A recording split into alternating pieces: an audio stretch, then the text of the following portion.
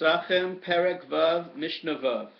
Shechato, if one shechted the korban Pesach, shelo laochlav, and he had in mind for people who are incapable of eating a kazayas of the korban, which is the minimum that one must eat. V'shelo lemnuya, or he had in mind for people who were not part of the designated group. La'arelim, or he had in mind for people who did not have a bris. V'latmeim, or for people who are tamei. Chayev.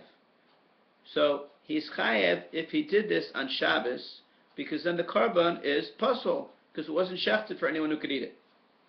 However, le'ochlav v'shelo le'ochlav, if he had in mind for people who could eat it and for other people who couldn't eat it, le'menuyav v'shelo menuyav, for people in the group and for people who are not part of the group, le'mulin u'larelim, for people who had a bris and for people who did not have a bris, le'tahorim v'letmeim, for people who are tahor and for people who are tamei.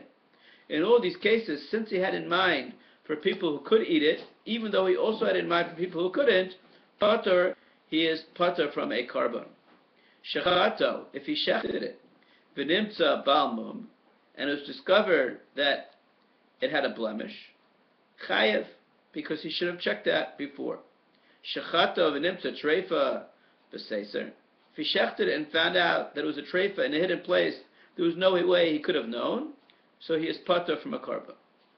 Shechato v'noda shemashchu ba'alim es yadam, if he shechted it and then it was discovered that the owners of the korban had withdrawn from that korban, o shemesu, or they had died, o shnitmu, or they had become tamei, pater, so he's pater from a korban, b'mnei sheshachat b'rishus, because he shechted with permission, he didn't have to assume that any of this would happen.